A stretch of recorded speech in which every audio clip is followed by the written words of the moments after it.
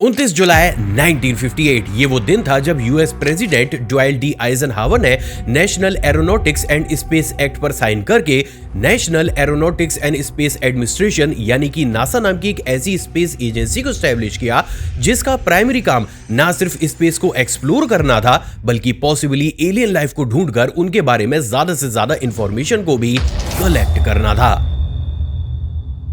यानी कि अगर ब्रॉडर पिक्चर में देखा जाए तो आज से लगभग 68 साल पहले नासा का ये एलियन लाइफ को ढूंढने वाला प्लेन रूपी मकसद टेक ऑफ करा था। लेकिन क्या वास्तव में वो समय आ चुका है कि आगे आने वाले 5 से 6 सालों में ही उनका ये प्लेन अपनी डेस्टिनेशन पर पहुंचकर लैंड कर जाएगा? अब ऐसी अजीब सी बात मैंने इसलिए बोली है क्योंकि रिसेंटली नासा के रिसर्चर्स ने हमारी ही गैलेक्सी मिल्की वे के पास में एक ऐसी स्ट्रेंज स्पेस ऑब्जेक्ट को डिस्कवर किया है जो पॉसिबली एलियन लाइफ का सबसे बड़ा प्रूफ है। सिर्फ इतना ही नहीं बल्कि नासा का प्रोजेक्ट एमिगा तो रिसेंटली ये भी प्रूफ करके दिखा चुका है कि ये ऑब्जेक्ट ना सिर्फ हमारी गैलेक्सी मिल्की वे के काफी नजदीक है बल्कि ये साइलेंटली धीरे धीरे हमारी गैलेक्सी में एंटर भी हो रहा है। तो क्या फाइनली अब ये माना जा सकता है कि किसी परग्रही सभ्यता की एंट्री हमारी गैलेक्सी के अंदर हो रही है? गाइज आज की ये वीडियो विद प्रूफ इन्हीं सारी मिस्ट्रीज का आपको जवाब देगी। तो हाय गाइज, मैं हूं आकाश और चलिए एक बार फिर से सॉल्व करते हैं एक ऐसी नई मिस्ट्री को जो एक ही झटके में स्पेस और एलियन लाइफ को देखने का आपका नजरिया बदल कर रख देगी।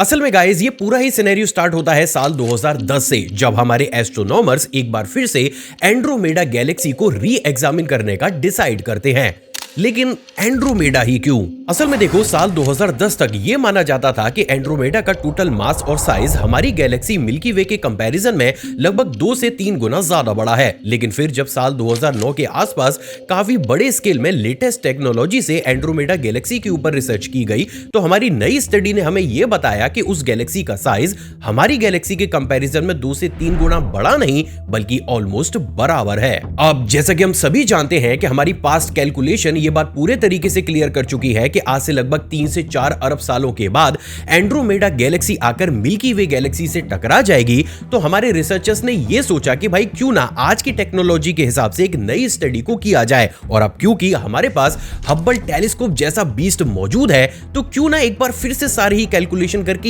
यह देखा जाए कि क्या वास्तव में एंड्रोमेडा गैलेक्सी मिल्की वे से आकर टकराएगी भी या फिर नहीं। और गाइस यहीं से ही शुरू होती है वो मिस्ट्री जो आज तक हजारों रिसर्चर्स को अंदर ही अंदर खा रही है। असल में गाइस जैसे ही हब्बल टेलीस्कोप के लेंस को एंड्रोमेडा गैलेक्सी की तरफ मोड़कर उसकी प्राइमरी इमेजेस को क्लिक करना शुरू किया गया, उन इमेजेस में हमारे रिसर्चर्स ने यह पाया कि एंड्रोमेडा गैलेक्सी और मिल्की वे गैलेक्सी के बीच में एक जायंट मिस्टीरियस सा क्लाउड मौजूद है। और ये क्लाउड आज से पहले किसी भी डेटा या फिर इमेज में हमें देखने तक को नहीं मिला था।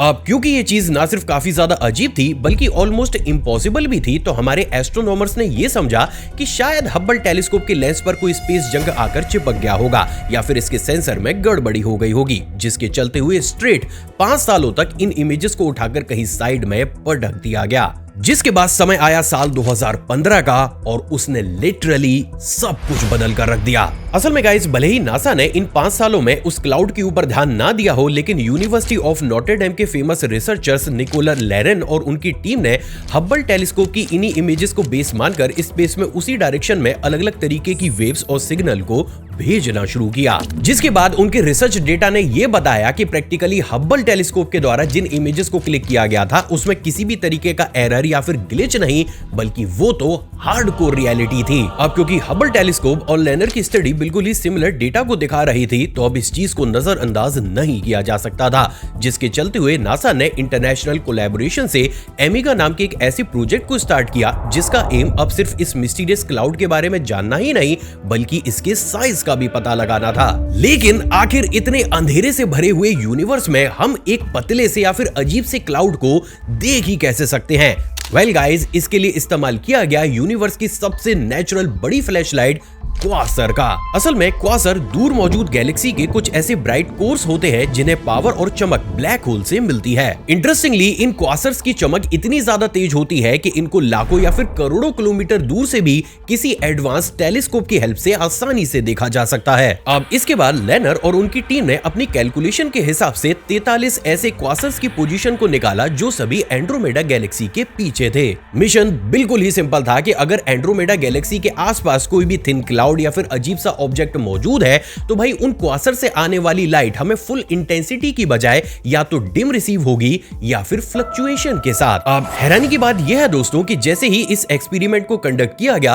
हब्बल टेलीस्कोप ने यह दिखाया कि वो लाइट सिर्फ डिम ही नहीं हुई बल्कि वो तो पूरे ही तरीके से फिल्टर होकर आ रही थी, जिससे ये बात पूरे तरीके से क्लियर हुई कि एंड्रोमेडा और मिल्की वे गैलेक्सी के बीच एक गैस का मैसिव क्लाउड मौजूद है, जिसके साइज की अगर बात की जाए तो उसका total size 1.3 million light year है। लेकिन गाइस असली हॉरर तो इसके साइज या फिर स्पेस में इसकी लोकेशन को लेकर नहीं बल्कि इसके अंदर मौजूद एक ऐसे एलिमेंट को लेकर था जो हमारी सोच समझ के हिसाब से भाई स्पेस में तो मौजूद होना ही नहीं चाहिए था।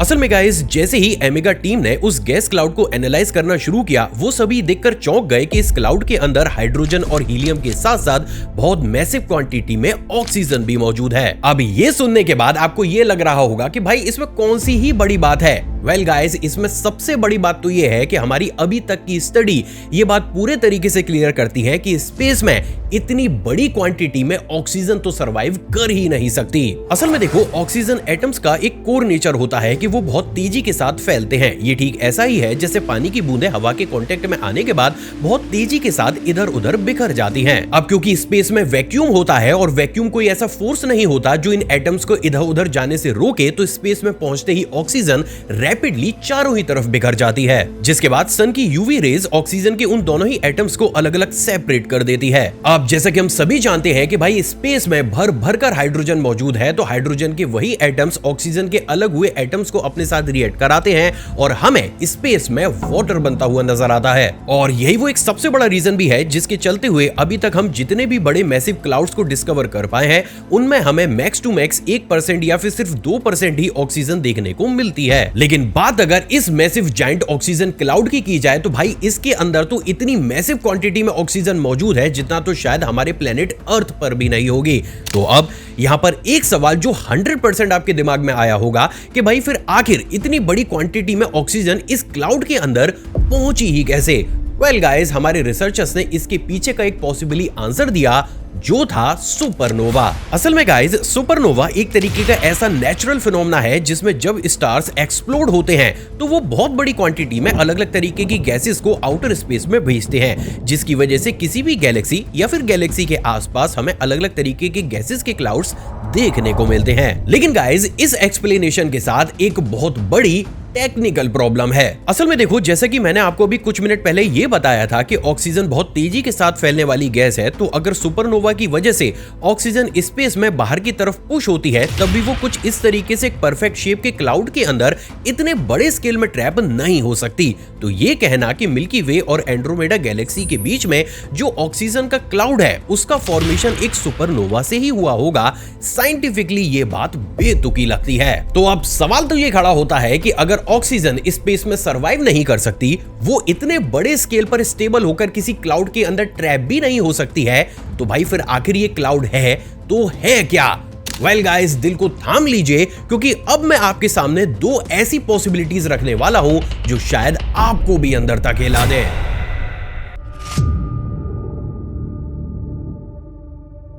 जुलाई 2025 डॉक्टर पैट्रिक ऑगले के द्वारा इस क्लाउड पर की गई स्टडी को फाइनली एयरवेव पेपर पर पब्लिश किया गया। And according to this study ये क्लाउड ना सिर्फ धीरे धीरे अपने साइज को बढ़ा रहा है बल्कि ये जिस डायरेक्शन में एक्सपेंड होता हुआ चला जा रहा है, आगे आने वाले कुछ ही सालों में ये हमारी गैलेक्सी मिल्की वे के अंदर भी एंटर कर जाएगा। जिससे ये बात तो पूरे तरीके से क्लियर होती है कि एंड्रोमेडा गैलेक्सी में कुछ ना कुछ तो ऐसा जरूर मौजूद है जो आज की डेट में भी ऑक्सीजन को रिलीज करके इस क्लाउड को फीड कर रहा है। अब सबसे हैरानी की बात यह है दोस्तों कि साल 2026 की स्टार्टिंग तक भी हमारे बड़े से बड़े रिसर्चर ये नहीं पता लगा पाए हैं कि प्रैक्टिकली कौन सी चीज इस क्लाउड को ऑक्सीजन फीड करा रही है। और यही वो एक सबसे बड़ा कारण है जिसके चलते हुए साल 2025 के लास्ट में इजरायलियन अमेरिकन फिजिसिस्ट एवी लियोब और चाइनीज इंजीनियर लुई जिग्जिम ने इस चीज को अलग अलग तरीके से एक्सप्लेन किया, जिसमें फिजिसिस्ट एवी लियोब के अकॉर्डिंग ये क्लाउड प्रैक्टिकली टाइप 3 सिविलाइजेशन के द्वारा इस्तेमाल की जाने वाली टेक्नोलॉजी का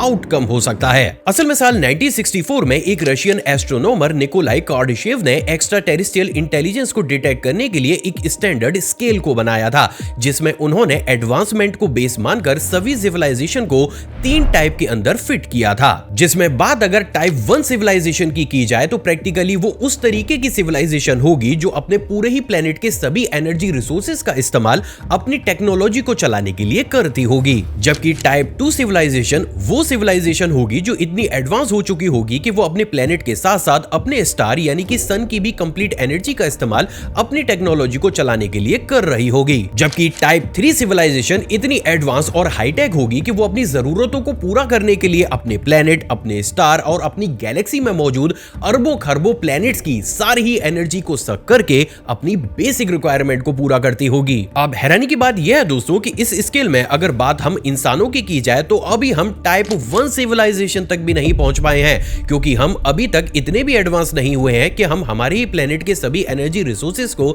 सही तरीके से इस्तेमाल कर पाएं। और इसलिए भी निकोलाई का यह कहना है कि अगर हमें किसी भी परगरई सभ्यता की बराबरी करनी है या फिर उन्हें ढूंढना भी है तब भी हमें एटलीस्ट टाइप 1 सिविलाइजेशन तक एडवांस होना होगा। अब देखो गाइस, इस पॉइंट पर अगर इस क्लाउड को उठाकर बात इस ऑक्सीजन क्लाउड की जाए तो एवी लियोब का यह मानना है कि अगर कोई एंड्रोमेडा गैलेक्सी में टाइप 3 सिविलाइजेशन मौजूद है तो नो डाउट वो उस गैलेक्सी के सभी बिलियंस ऑफ स्टार्स और प्लेनेट की एनर्जी को कंज्यूम करेगी, जिसकी वजह से वो स्टार्स एंड प्लेनेट बहुत बड़ी क्वांटिटी में अलग अलग तरीके की गैसेस जिसमें ऑक्सीजन भी शामिल है उसको बहुत बड़े स्केल में इमिट करेंगे। रिजल्ट, उस गैलेक्सी के आसपास हमें कुछ इस तरीके का एक ऑक्सीजन क्लाउड देखने को मिल सकता है जो कई दशकों तक ना सिर्फ स्टेबल रहे बल्कि वो टाइम टू टाइम अपने साइज को भी एक्सपेंड करे। And technically this explanation makes some sense. लेकिन गाइस, तभी इस पूरे सिनेरियो में एंट्री लेते हैं चाइनीज इंजीनियर लुई जिग्जिम, जिन्होंने कुछ ऐसा बताया जो शायद एवी लियोब की सोच से भी ज्यादा सटीक बैठे। वेल गाइस, क्या है वो रियलिटी,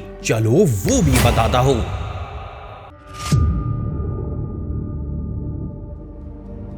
असल में गाइस, जैसे ही एवी लियोब की ये थ्योरी पूरी दुनिया के सामने आई, इसी थ्योरी को बेस मानकर चाइनीज रिसर्चर्स लुई जिग्जिम ने एक अलग ही पॉइंट ऑफ व्यू को पूरी दुनिया के सामने रखा, जिसमें उन्होंने लोगों को ये बताया कि आज की डेट में हम जितने भी एडवांस हो पाए हैं उस बेसिस पर हम हमारे पूरे ही प्लेनेट पर लाखों फैक्ट्रीज और कारखानों को चलाते हैं। अब जब इन तरीके की इंडस्ट्रीज काम करती हैं तो हम per day 100 million ton of carbon dioxide को एटमॉस्फेयर में रिलीज करते हैं। अब क्योंकि आज की डेट में हम टाइप 1 सिविलाइजेशन भी नहीं बन पाए हैं तो हम इस कार्बन डाइऑक्साइड को आउटर स्पेस में रिलीज करने की बजाय अर्थ के एटमॉस्फेयर में ही रिलीज करते हैं। अब इस सिचुएशन में जस्ट इन केस अगर कल को कोई दूसरी सिविलाइजेशन अगर अर्थ के एटमॉस्फेयर में एंटर करती है और वो वहां आकर अलग अलग गैसेस के पैरामीटर को देखे तो उसे कार्बन डाइऑक्साइड का एमिशन बहुत बड़े स्केल पर डिटेक्ट होगा। तो अब अगर इसी बेसिस पर यह मान लिया जाए कि एंड्रोमेडा गैलेक्सी के अंदर कोई टाइप 3 सिविलाइजेशन मौजूद है जो कि सारी ही गैलेक्सी के एनर्जी रिसोर्सेज का इस्तेमाल कर रही है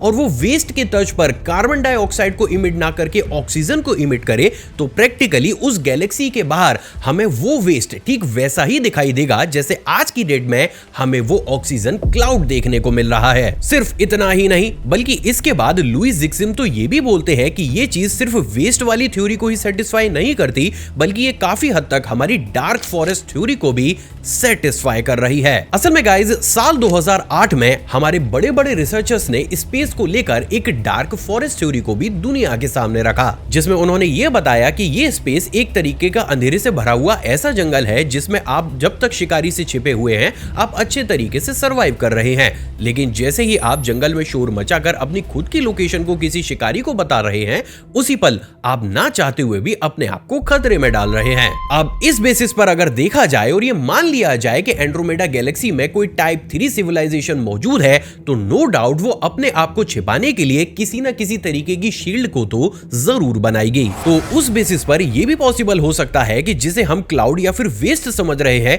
शायद वो एक ऐसी कॉस्मिक शील्ड हो जो एंड्रोमेडा गैलेक्सी के एक मेजर पार्ट को किसी दूसरी सिविलाइजेशन को एक्सप्लोर करने से रोक रही है। क्योंकि बात अगर हम खुद की ही टेक्नोलॉजी की करें तो आज की डेट में इस क्लाउड की वजह से दूसरी तरफ मौजूद एंड्रोमेडा की स्पाइरल आर्म्स और कोर्स को हमारे लिए भी डिटेक्ट कर पाना काफी ज्यादा मुश्किल हो गया है, जिससे लुईस जिग्सिम की ये थ्योरी और ज्यादा सटीक बैठती है। अब देखो गाइस, इस सिनेरियो में एवी ल्यूब की थ्योरी ज्यादा सही है या फिर लुईस जिग्सिम की, प्रैक्टिकली ये तो आगे आने वाला समय ही बताएगा। लेकिन एक चीज जो हमारी करंट स्टडीज पूरे ही तरीके से क्लियर कर चुकी है वो ये है दोस्तों कि फ्यूचर में ये क्लाउड नो डाउट मिल्की वे गैलेक्सी के अंदर एंट्री तो जरूर लेगा, और जब ऐसा होगा तो मे बी उसके कुछ पार्टिकल्स हमें हमारे प्लेनेट अर्थ के एटमॉस्फेयर में भी डिटेक्ट करेंगे, जो इस बात को पूरे तरीके से क्लियर करता है कि भले ही आगे आने वाले अरबों खरबों सालों में एंड्रोमेडा गैलेक्सी मिल्की वे से कोलाइड करे या फिर ना करे, लेकिन शायद किसी और परग्रही सभ्यता का वेस्ट हमारी गैलेक्सी में एंट्री जरूर करेगा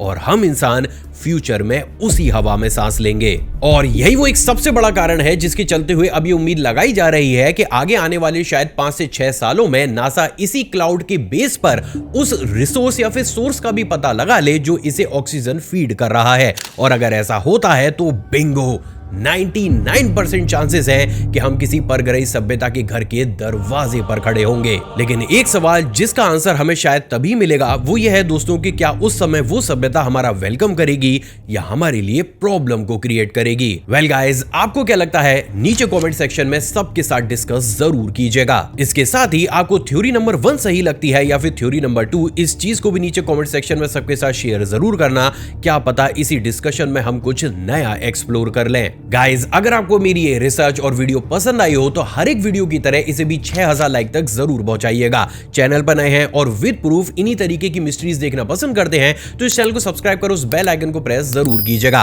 अभी आपकी स्क्रीन पर आपको जो 2 वीडियोस दिख रही है ना भाई, इन्हें भी चेकआउट जरूर करना क्योंकि ये भी अपने आप में इंटरेस्टिंग है। जय हिंद।